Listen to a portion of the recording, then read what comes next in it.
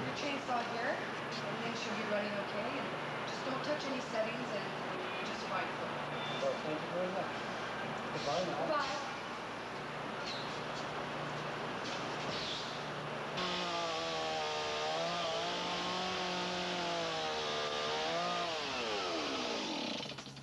This thing is running terrible.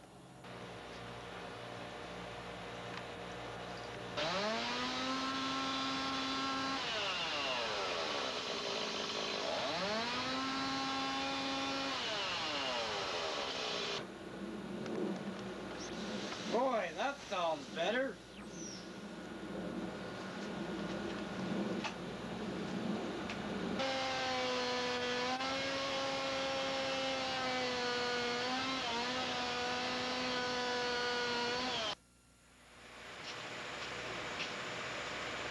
Oh, here's a nice log. Yeah.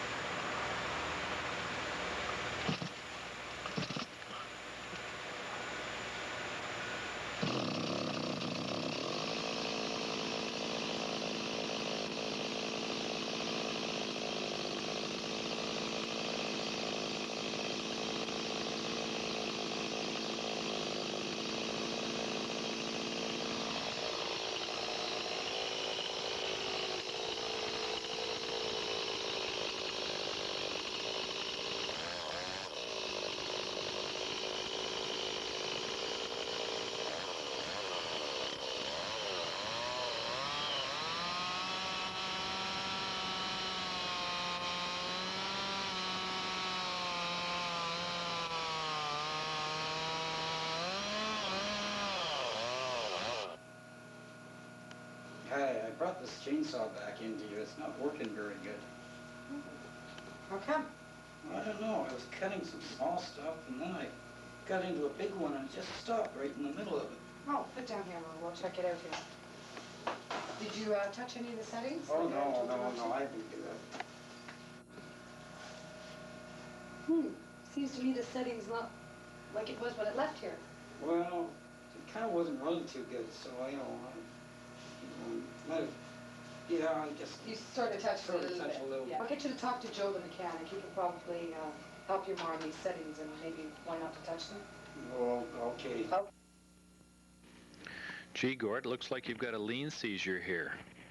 If you notice on the exhaust side of the piston, more towards the clutch side, you have a seizure. And also on the intake side, you can see where it's crowded back due to the expansion of the piston. This is due to too much air or not enough fuel.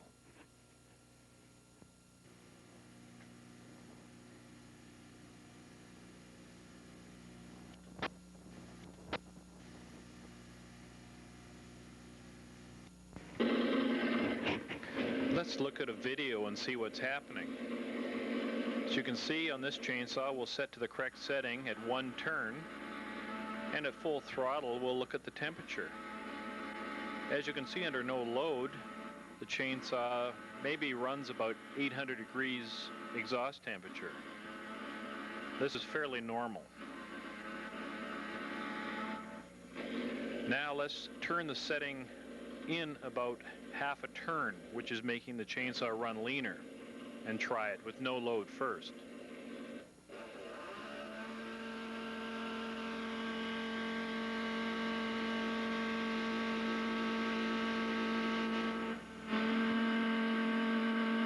As you can see, the temperature hasn't changed too much. Slightly above 800 degrees, but not too hot. Now let's try cutting with it and see what happens to the temperature. As you can see, the exhaust temperature is starting to climb. At around 1150 degrees, you'll get a cylinder and piston seizure. Right about now is when the cylinder will start to seize. I hope this has been helpful, Gord.